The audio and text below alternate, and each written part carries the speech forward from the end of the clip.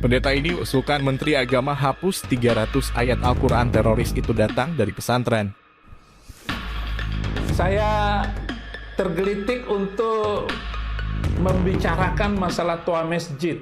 Bahkan kalau perlu Pak, 300 ayat yang menjadi pemicu hidup intoleran, pemicu hidup radikal dan membenci orang lain karena beda agama, itu di-skip atau direvisi atau dihapuskan dari Al-Quran Indonesia.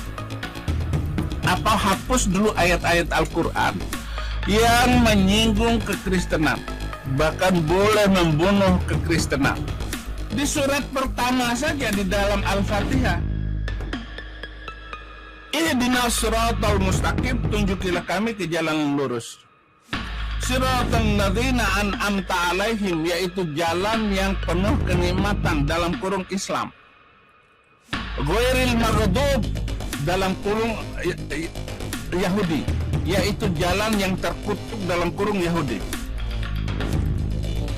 Waladhdallin, sesat dalam kurung Kristen. Itu di surat pertama dalam Al-Quran, itu tafsirnya semua begitu. Hapus dulu dok.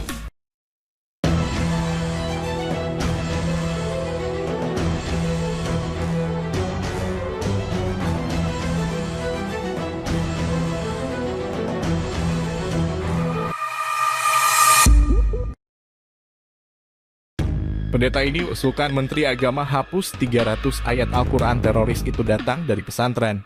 Beredar video viral seorang pendeta usulkan Menteri Agama, Yakut Holil Komas, untuk hapus 300 ayat Al-Quran yang menurutnya menjadi sumber ajaran radikal. Dalam video tersebut, sang pendeta berpendapat bahwa ajaran terorisme itu berasal dari pesantren. Ia menilai pesantren berpotensi memunculkan kadar-kadar teroris. Selain itu, sang pendeta juga mendukung Menteri Agama Yakut Holil soal aturan penggunaan pengeras suara di masjid untuk azan. Diwartakan bahwa pendeta tersebut bernama Saifuddin Ibrahim. Video itu diunggah oleh channel YouTube NU Garis Lurus pada Minggu 13 Maret 2022 dengan judul "Pendeta Kurang Ajar Pendukung Menakini Usulkan 300 Ayat Al-Quran Dihapus." Saya sudah berulang kali mengatakan kepada Menteri Agama, dan ini adalah Menteri Agama yang saya kira toleransi dan damai tinggi terhadap minoritas. Ujar sang pendeta menjelaskan, mohon Pak Menteri Agama agar situasi seperti ini dikondusifkan. Jangan takut dengan kadrun. Bapak adalah pemerintah. Menteri Jokowi, ujar sang pendeta melanjutkan, Bapak punya tentara, pakailah tentara. Bahkan Bapak punya Banser NU di seluruh Indonesia, itu bisa digerakkan oleh Bapak sebagai Panglima Banser. Ujar sang pendeta melanjutkan, Bapak jangan takut untuk mengatakan masalah azan itu. Itu urusan Menteri Agama, kenapa rakyat marah? Gak usah takut. Ujar sang pendeta melanjutkan, bahkan kalau perlu Pak 300 ayat yang menjadikan hidup intoleran, pemicu hidup radikal, itu direvisi atau dihapuskan dari Al-Quran Indonesia. Ini sangat berbahaya sekali. Ujar sang pendeta melanjutkan, semua teroris itu datangnya dari pesantren, tidak ada teroris datang dari sekolah Kristen, gak mungkin, ujar sang pendeta menandaskan.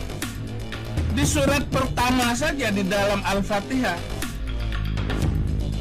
ihdinas siratal mustaqim, tunjukilah kami ke jalan yang lurus. Siratal ladzina an'amta alaihim, yaitu jalan yang penuh kenikmatan dalam kurung Islam.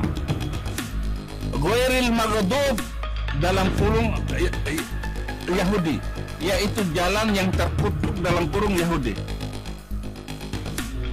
Waladhdallin, sesat dalam kurung Kristen. Itu di surat pertama dalam Al-Quran, itu tafsirnya semua begitu. Hapus dulu dong.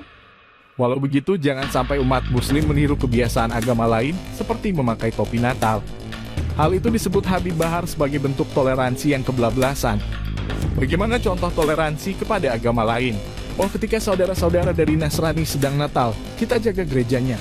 Cukup jaga gereja, kita tidak mengucapkan selamat dan tidak masuk ke dalam. Itu kita, jelas Habib Bahar. Sebaliknya ketika Idul Fitri, saudara-saudara dari Nasrani jaga masjid. Itu namanya toleransi yang benar. Bukan kebablasan pakai topi Natal, itu menyerupai namanya, sambungnya.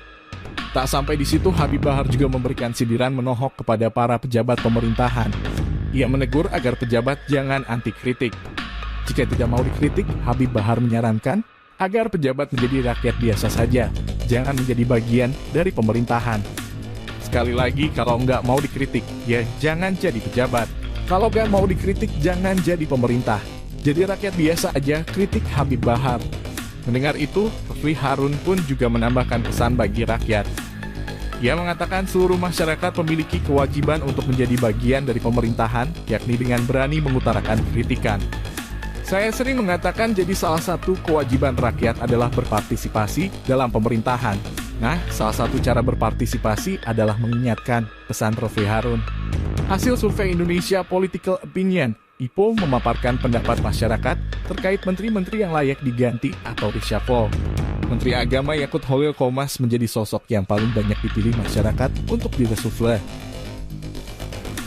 Saya tergelitik untuk membicarakan masalah tua masjid. Bahkan kalau perlu Pak, 300 ayat yang menjadi pemicu hidup intoleran, pemicu hidup radikal dan membenci orang lain karena beda agama, itu di-skip atau direvisi atau dihapuskan dari Al-Quran Indonesia, ujar sang orator.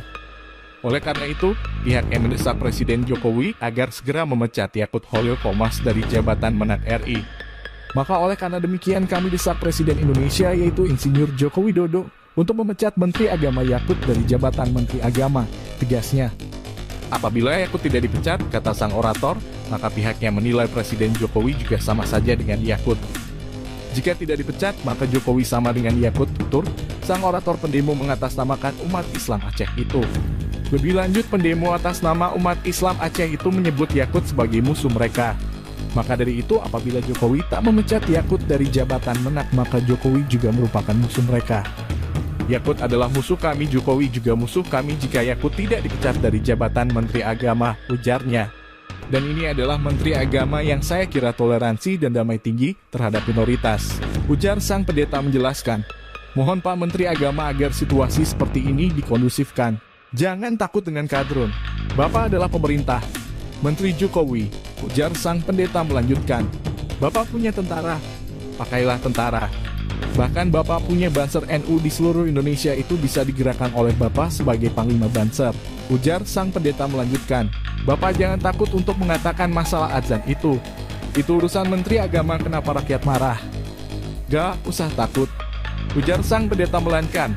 Bahkan kalau perlu Pak, 300 ayat yang menjadikan hidup intoleran, pemicu hidup radikal, itu direvisi atau dihapuskan dari Al-Quran Indonesia. Ini sangat berbahaya sekali, ujar sang pendeta melanjutkan.